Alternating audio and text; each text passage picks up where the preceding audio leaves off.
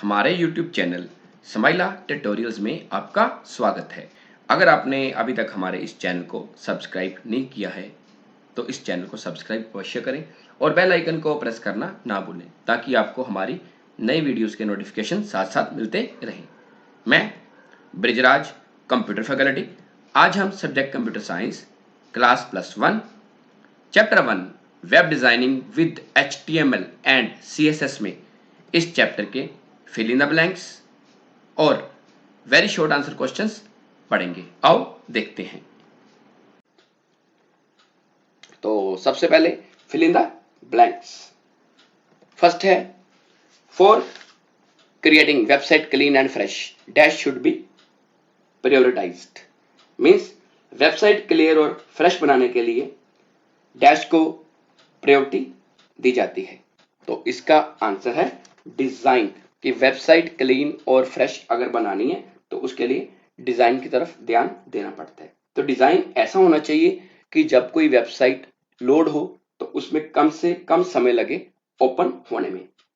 इसके अलावा in future अगर आप वेबसाइट को अपडेट करना चाहते हो या एडिट करना चाहते हो तो वो भी आप आसानी से कर सको। Number 2, it has been learned from a research that ordinary users scan web pages computer screens in dash pattern। Means कि ये एक खोज में से सीखा गया है कि जो आम यूजर है वो वेब पेजेस को डैश पैटर्न में स्कैन करता है या देखता है। तो इसका आंसर है एफ। तो इसका मतलब ये है कि जब कोई यूजर या विजिटर किसी वेबसाइट को विजिट करता है तो वो क्या करता है, वेब पेजेस के कंटेंट को लेफ्ट टू राइट और टॉप टू बॉटम देखता है, जो देखने में इंग्लिश लैंग्वेज के एफ कैरेक्टर की तरह है। तो इसलिए हम कह सकते हैं कि यूजर नॉर्मली वेबसाइट को एफ पैटर्न में देखता है या स्कैन करता है। Number 3, HTML is used to organize text, images and other web pages dash into web pages। Means कि HTML का प्रयोग टेक्स्ट, इमेजेस और जो वेब पेजेस हैं उनके डैश को वेब पेजों में अरेंज करने के लिए की जाती है। तो ये जो चीजें अरेंज की जाती है उनको बोलते हैं elements. Number 4, by using dash the design of websites and web pages can be designed in a very simple and effective way। Means dash की मदद से वेबसाइट्स और वेब पेजेस का डिजाइन बहुत ही साधारण और प्रभावशाली ढंग से तैयार किया जा सकता है।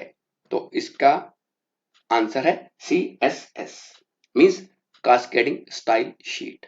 मीन्स कि अगर आप एक बढ़िया लुक वाली वेबसाइट तैयार करना चाहते हो तो वो HTML में आप नहीं कर सकते, तो उसके लिए किसका इस्तेमाल होता है, CSS का। तो CSS का मतलब होता है कास्केडिंग स्टाइल शीट।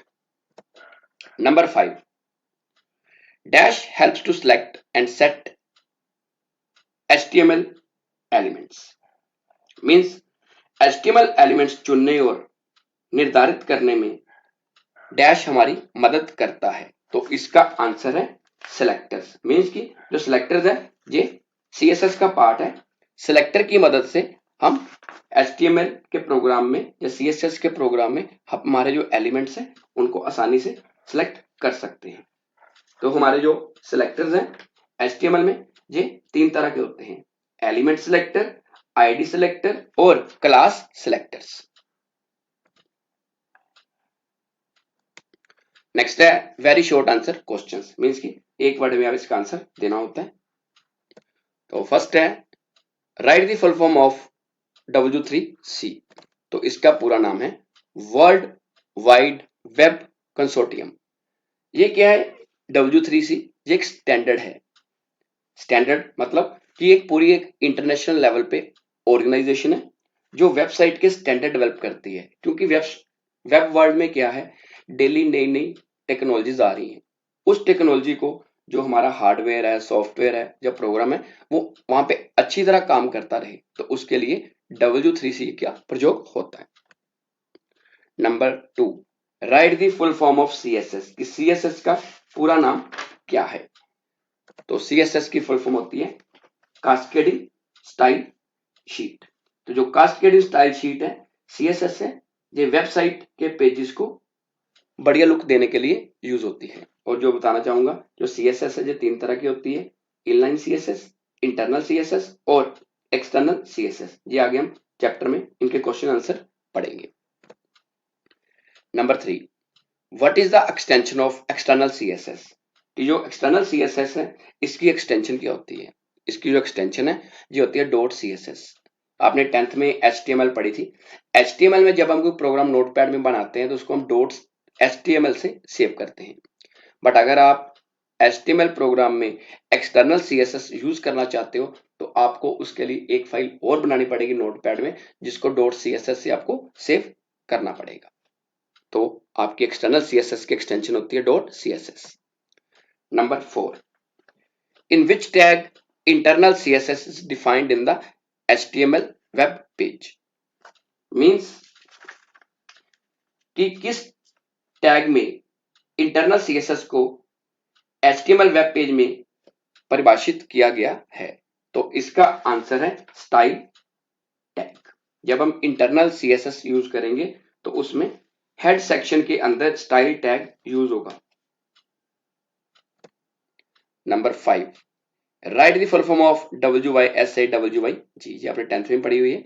इसका पूरा नाम होता है what you see is what you gate.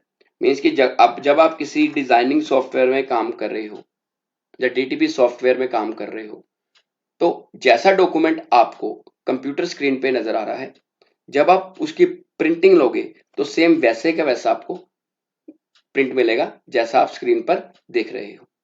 तो आज के लिए इतना ही। अगली बार फिर हम किसी नए टॉपिक के साथ मिलेंगे। और अगर आपकी कोई भी क्वेरी है या क्वेश्चन है तो वो कमेंट सेक्शन में पूछ सकते हो, जहां अपने कंप्यूटर टीचर की मदद ले सकते हो। धन्यवाद।